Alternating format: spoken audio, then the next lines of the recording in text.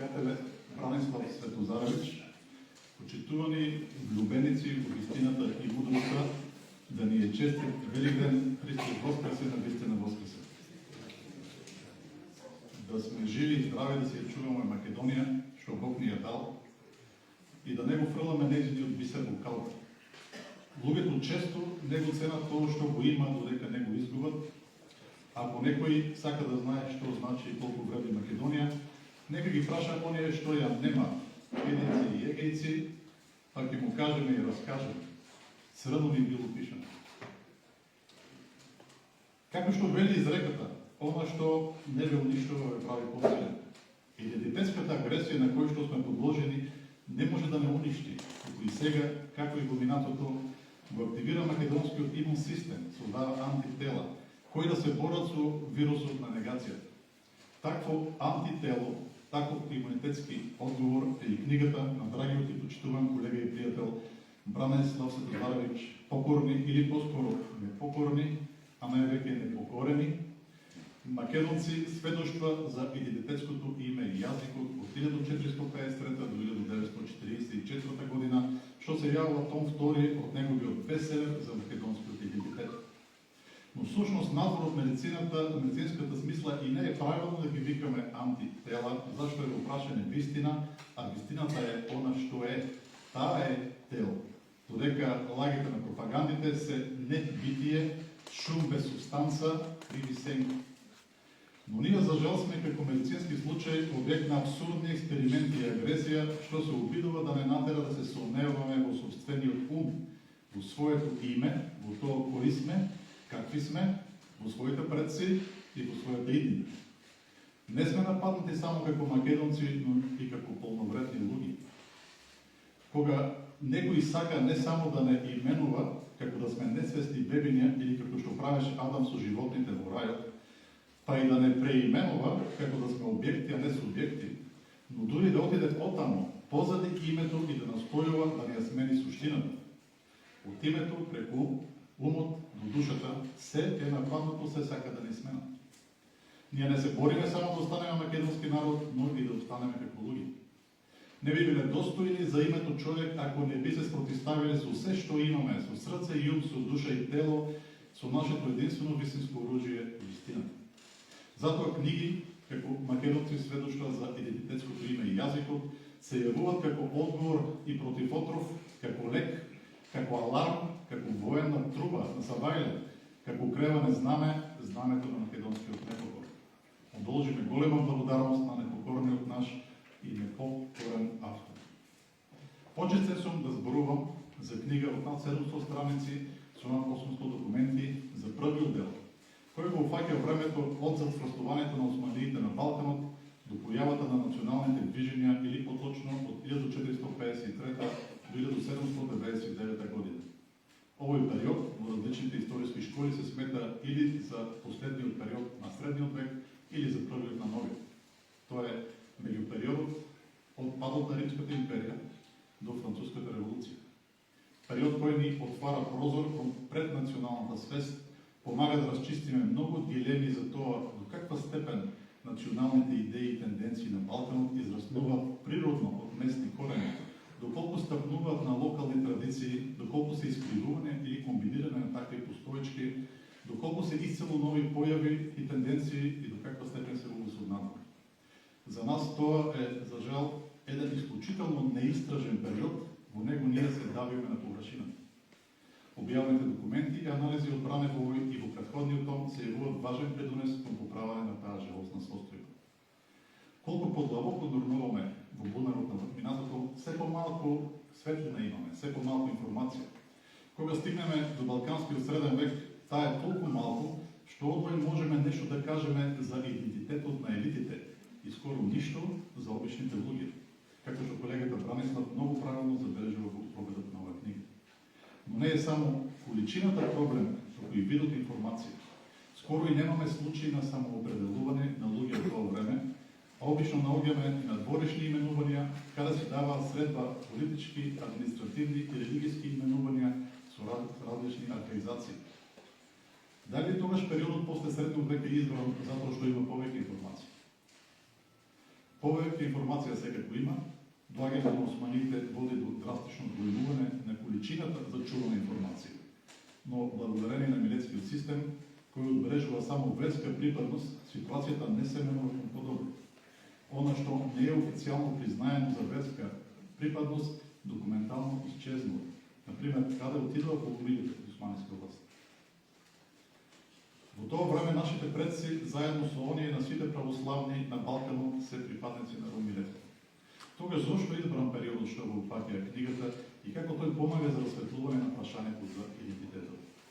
Ќе илустрирам со пример. Никој во Хрватска лично не се нарекол сам себе си Хрват до 1400 година. Во Хрватска. Има луѓе што тоа го направиле, но во Италија. Во туѓа средина кога требало да одредат кој и од каде се. Луѓето се определуваат многу почесто во туѓа средина, не тоа.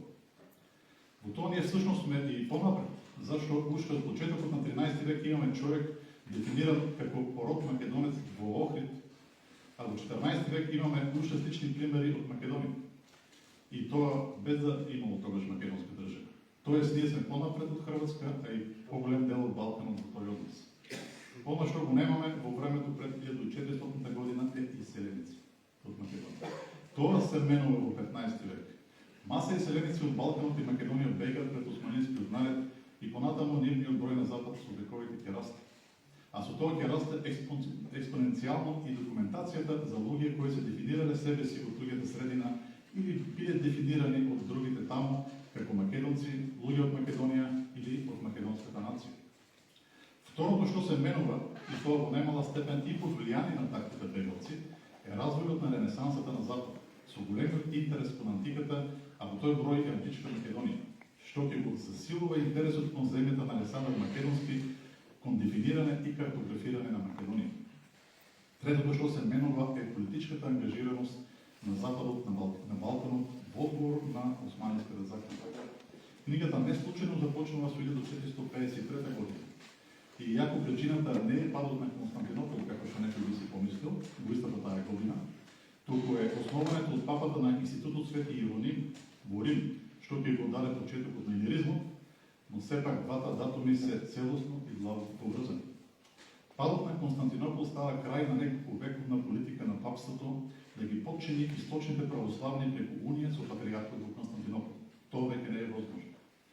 И тоа води до целосно преосмислување на патиштата за постигнување на истата цел. И тоа го раѓа илиризмот. Повикување на древните права на папите врз префектурата Илирик, што опфаќа поголем дел од Балканот и во тој број цела Македонија. Само 32 години после основањето на Институтот Свети Иероним, во 1485 година поемите Илири и Словени ќе бидат изедначени за прв пат во историјата и со тоа претензијата се проширува и надвор од префектурата Илирик.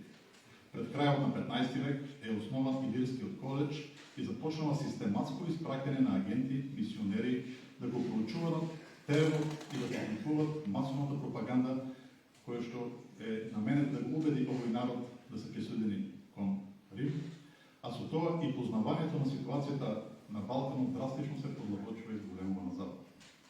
Тоа представува фундаментална промена, што добро е забележено во книгата.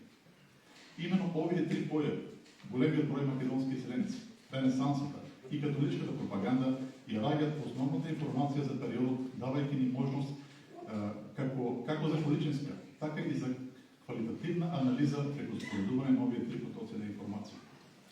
Во периодот се соочуваме со фасцинантна интеракција меѓу она што се нарекува интелектуален империализам, кога елитите на големите сили дефинираат идеи и имиња за народи и истории кои ги наметнуваат на луѓето за чии земји се заинтересираат, што го знаеме и денес. Тоа од една страна, а од друга со практичните потреби на пропагандата и војната за кои се потребни и се собираат реални информации од теренот, а не фикција. Процесов што го нагодуваме не е поразличен до суштина од оној втор бран интелектуален империализам од 19 век, кој ги роди поголем дел од современите нации и држави на Балкан. Суштинската разлика меѓу двата процеси за нас е што во постариот македонците беа прифатливи, а во поновиот непожелни. Колку е тогаш конструкт, а колку е одраз на реалноста, она што го научиме. За нас е от огромно значење во иднина да дефинираме разликата меѓу идеи за Македонија и македонците, што се автохтони овде во Македонија, такви кои од Македонија одат на запад и такви што се создават и доаѓаат од запад и потоа да е последена нивната интеракција. Зашто во средниот век наблюдуваме идеи за Македонија, македонска земја, македонска област, македонски градови, македонски села, македонци, македонски војски, човек, пророк македонец, човек од Македонија во самата Македонија. Тоа се местни наши идеи. Она што го немаме претходно е идеја и поим за македонски народ и за именување на како македонски јазик на јазикот зборуван во Македонија. И во тоа воопшто не сме исклучени. Слична е ситуацијата од едниот до другиот крај на Балкан. Идеите, ако не за сите, барем на поголем дел од модерните нации јазици, на Балкан предвиде како да се раѓаат именно во подвизантискиот период надвор од Балкан, во интелектуалните кругови на Запад. Но она што е важно за нас е дека за разлика од идеи како она за елините, например, кој што е целосно создаден западен конструкт, тогаш идејата за Македонија и македонци, која со векови си постоеше во Македонија, е изгледа до голема степен изнесена од македонските иселеници на запад. Како што е многу добро покажено од Бранислав Светозаревич во претходниот и во овој том, имаме недобро иселеници кои се именуваат македонци по потекло или од македонска нација или од Македонија, кои што добивале прекари како македонци или земале презимења како македонски, многи имиња на села крстени на Македонија. Тоа изгледа била доминантна форма на себе идентифицирање на бегалците од Македонија во тугата средина, како што констатира авторот. Именно масовноста на емиграцијата од Македонија и практиката да се декларираат македонци и ги роди добро познатите случаи со заштитното писмо на императорот Леополд во заштита на македонскиот народ. Значи, одат двајца македонци кај царот и тој издава заштитно писмо за македонскиот народ. Тоа е динамиката. Иницијативата е македонска, реакцијата странска. Истото ќе доведе до формирање на македонски полк од луѓе од македонската нација во Русија во 18 век. И што е особено актуелно денес? Во изворите редовно се прави разлика меѓу македонски народ, бугарски народ, српски народ, грчки народ. Тогаш се знаело дека македонци, срби, бугари и грци се различни работи. Исто како што се знаело дека земјата е округла, а не плоска. Додека денеска доживееме да слушаме од луѓе што мислат дека македонци нема, а земјата не е округла, или дека македонците се бугари и земјата е плоска. Нито едното ќе направи македонците да исчезнат, нито другото ќе е потребни земја. Слично е и со другиот поим на кој е обратено големо внимание во овој том – македонски јазик. Во смисла на нашиот јазик во Македонија како различен од оној во Србија, Бугарија и Грција. Тој поим е забележен за прв пат во 1539 година и понатаму наоѓаме македонски јазик како во употреба од странци, филолози, така и од луѓе во Македонија. Го наоѓаме во лексиконот за македонски јазик од Костовско од крајот на 16 век, го наоѓаме и лингвисти во дела објавени во 1539, 1603, 1703 година. Гледаме дека денеска не оспорувал како некој да не го измислил јазикот, а гледаме колку давно всушност постои како поим, како идеја и како реалност. Многу повеќе се примерите што ги посочува колегата Светозаревич, во кои се кажува дека македонска зборува словенски и илирски генерално или своја верзија на истите. За жал, ова знаење и класификација на македонскиот, а и не само на македонскиот, исто и на бугарскиот јазик, ќе биде заборавено со напуштањето на политиката на илиризмот и полетот на еднофилството, па новата наука ќе треба од нула да ќе дефинира словенските јазици на Балкан. И така во речникот на Катерина Велика за јазиците, ниту бугарски, ниту македонски јазик фигурираат меѓу словенските јазици. И така ќе биде се до 1922 година, кога погрешно ќе биде внесен како бугарски еден македонски дијалект од страна на Србинот Вукарович. Резумирајќи од тоа што го знаме и читајќи ги трудовите на Бранислав Светозаревич, мене ми изгледа дека идејата за Македонија и македонци, која постои овде од средниот век, ја носат македонските иселеници на запад, но поимите македонски народ и македонски јазик се дефинираат во средбата и интеракцијата меѓу македонците и странските интелектуалци и мисионери. Додека и цело на запад се создават како оформени идеите за македонски грб, мапи на Македонија истите се внесуваат и се прифатени кај нас. Во сите овие интеракции го имаме активното учество на македонците, како иницијатори, носители, учесници и одобрувачи. Во сите овие во таква интеракција се оформуваат идеите не само за македонски, но и за бугарски, српски, така народи и јазици. За сето ова имаме потреба од многу и продлабочени истражувања и анализи, што ја прават книгата, што ја представувам денеска, уште поважно. Една фундаментална слабост на нашата историографија беше и подценуването на токму овој период од огромно значење во создавањето на идеите за јазици и народи на Балкан. Тоа му дава специјално значење на трудот на Бранислав Светозаровиќ. Тој доаѓа да пополни голема празнина во нашиот фундамент. Прави значаен принос за нашата наука, објавувајќи непознати и неупотребувани досега извори, често со факсимили, што се јавува и голема предност како на првиот, така и на вториот том. Но тоа најмалку не е само издавање на нови непознати или тешко достапни документи, иако и тоа само по себе ќе беше доволно за да биде таа од голема корист. Тука е и анализа на истите и обяснување на процесите во период кој останува за нас се уште темен. Книгата има и ова голема предност, што ги прави овие информации популарни и достапни за широката јавност во време кога знаењето, вистината, надежта и верата се живот. Поредицата на Бранислав се вградува во традицијата на втемелувачи на македонската историографија како Љубен Лапе и Александар Марковски. Нашата историографија влачи за продолжување на нивното дело. Ова е книга која секој заинтересиран за македонскиот идентитет треба да има во својата библиотека. Нападот раѓа отпор, Бранислав Светозаровиќ Покорни се претвори во вистински фокус на едно движење на македонскиот непокор, составено од огнени ентузијасти и родолюби што сакат да ја одбранат вистината. Нека не ги забораваме и нив. Сите тие анонимни, посветени, несебични влюбеници во минатото, кои си го жртвува слободното време на истражување на онлайн архивите и антикварните публикации. Како вистински ренесансни луѓе, тие го обновуват изгубеното во древноста и го прават достапно за нас, користејќи ја дигитализацијата, која слично на печатарството некогаш предизвика вистинска револуција во историографија. Тие се дел од нашата нова македонска револуција против обидот за интелектуална окупација и идентитетска окупација, што не се случува. Тие исто имат принос за овие книги. Нека им се заблагодариме и ним и да ги вреднуваме како што се случува. На третиот ден од најголемиот христијански празник Великден да си посакаме уште повеќе такви големи дела. Да му се заблагодариме на нашиот драг автор и да му кажеме да сакаме, Бране, ама милост пред нас не чеки. Ние веќе го чекаме телефон.